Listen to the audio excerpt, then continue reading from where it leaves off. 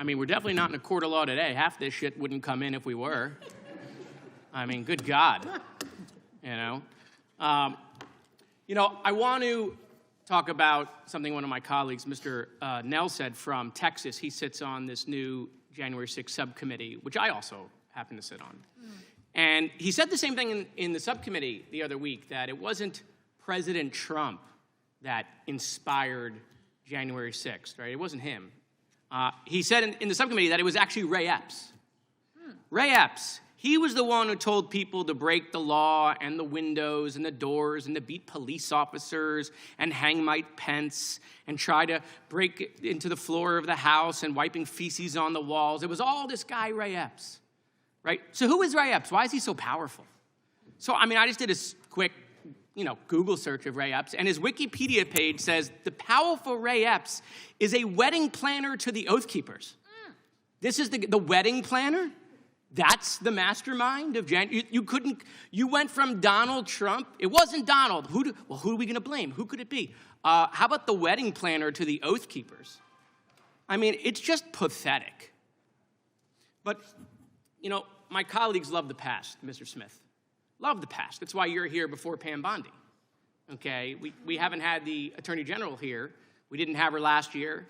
She's the only one in the cabinet to not come in committee of reference. But they love the past. Oh, they love talking about January 6th and Hunter Biden and COVID and Barack Obama and Hillary's emails.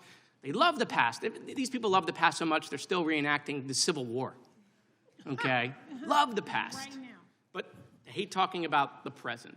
But you know what? Let's talk about the past real quick. Here are some quotes, because I heard one of my colleagues call you a hypocrite. Here are some quotes from my colleagues. Chairman Jordan, right after January 6th, stop the violence, support Capitol Police. Ted Cruz, those storming the Capitol need to stop right now. The Constitution protects but not violence. Chip Roy, today the People's House was attacked, which is an attack on the Republic itself. Steve Scalise, United States Capitol Police saved my life. Lindsey Graham, when it comes to accountability, the president needs to understand his actions were the problem. Troy Nehls, oh my God, him again. I'm happy to stand shoulder to shoulder with Capitol Police. Darrell Issa, the violence and turmoil we witnessed in Washington, D.C. was completely unacceptable. Rep. McClintock, the attack on Capitol strikes the most sacred act of our democracy. And former Speaker of the House, Kevin McCarthy, whose name we heard a lot today, what did he have to say about it? Let me be clear, last week's violence attack on the Capitol was undemocratic, un-American, and criminal. And make no mistake, those who were responsible should be brought to justice. The president bears responsibility. Period. Or exclamation point. But let's talk also about, the present. That's the past. Let's talk about the present. These are the guys who created the weaponization committee for the DOJ. So let's talk about the present. Jerome Powell facing investigation. Okay? In fact, we heard about Jonathan Turley, that he's some legal messiah. Jonathan Turley calls the Jerome Powell thing legitimate concerns of retaliation. Lisa Cook, under investigation. Mark Kelly, United States Senator, under investigation. Adam Schiff, United States Senator, under investigation. Eric Swalwell, United States Representative, under investigation. Chris Christie, potentially under investigation. Jack Smith, oh, that's you, under investigation. Okay, Miles Taylor, former Chief of Staff to the United States Department of Homeland Security, under investigation. Christopher Krebs, former Director of Cybersecurity, under investigation. Indicted. James Comey, Letitia James. John Bolton. It's weird that they indicted John Bolton but stole his foreign policy. Accused of crimes. Former President Joe Biden. Former President Barack Obama. Revoked or threatened with revocation of Secret Service protection. Kamala Harris. Hunter Biden. Ashley Biden, the daughter of President Joe Biden. Mayorkas. Mike Pompeo. Brian Hook. General Mark Milley. John Bolton. Dr. Anthony Fauci, the guy Trump gave a medal to. Security clearance revoked. Joe Biden, Anthony Blinken, Jacob Sullivan, Lisa Monaco, Mark Zaid, Norman Eisen, Letitia James, Alvin Bragg, Andrew Weissman, Hillary Clinton, Liz Cheney, Kamala Harris, Adam Kinzinger, Fiona Hill, Alexander Vindman. Miles Taylor, I could keep going. Any questions about any of that? We know you don't.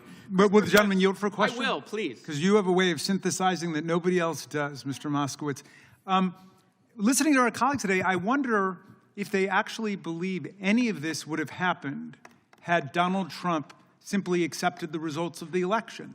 You mean like Al Gore did when he lost 5-4 at the Supreme Court? Yeah. Yeah.